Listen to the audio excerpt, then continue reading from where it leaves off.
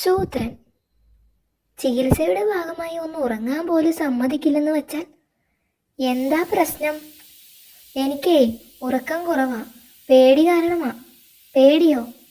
അതെ, ഉറക്കം തുടങ്ങുമ്പോഴേക്കും സ്വപ്നത്തിൽ ഒരു പൂച്ച വന്ന് വല്ലാത്ത ശബ്ദത്തിൽ കരയും. അതിൻ്റെ ചികിത്സയിലാ ഞാൻ. അതിൻ്റെ ചികിത്സ അവനല്ലേ വേണ്ടത്? എവന്? സ്വപ്നത്തിലെ പൂച്ചയ്ക്ക് ശബ്ദം വല്ലാതിരിക്കുന്നത് അവനല്ലേ? ഇത് ശബ്ദം ശരിയാക്കാനുള്ള ചികിത്സയല്ല, എനിക്ക് ഉറക്കം കിട്ടാനുള്ള ചികിത്സയാ. വൈദ്യരൊരു വഴി പറഞ്ഞു തന്നു, പക്ഷേ അത് ചെയ്യാൻ പറ്റണ്ടേ? ഒരു 10 മിനിറ്റ് സ്വസ്ഥമായി പുതച്ചുറങ്ങണം. പക്ഷെ അത് പറ്റുന്നില്ല. ഇവിടെ കിടന്നുറങ്ങിക്കോ. ചുമ്മാ കിടന്നുറങ്ങിയാൽ പോരാ, പ്രത്യേക സ്ഥലത്ത് പ്രത്യേക പുതപ്പ് പുതച്ചുറങ്ങണം. അതിനാദ്യം പ്രത്യേക സ്ഥലത്ത് കയറി പറ്റണം. നമ്മുടെ ഗുഹ പ്രത്യേക സ്ഥലമാണോ സൂത്ര? പുതയ്ക്കാൻ കയറി പറ്റണോ? മനസ്സിലായില്ല. ഉദാഹരണം പറയാം.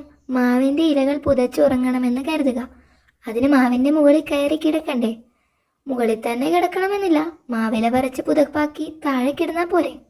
ഓ, അത് ശരിയാണല്ലോ. അതെൻ്റെ ബുദ്ധിയിൽ വന്നില്ല. അതിനത്ര ബുദ്ധിയൊന്നും വേണ്ട.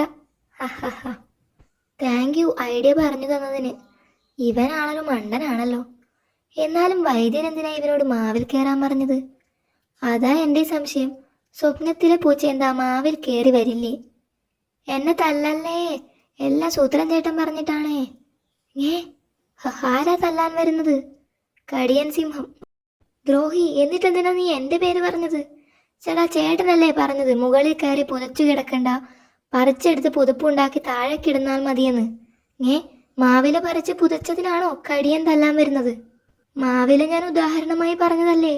സിംഹത്തിന്റെ സടയിൽ പുതച്ച് കിടന്നുറങ്ങുന്നതാ ചികിത്സ.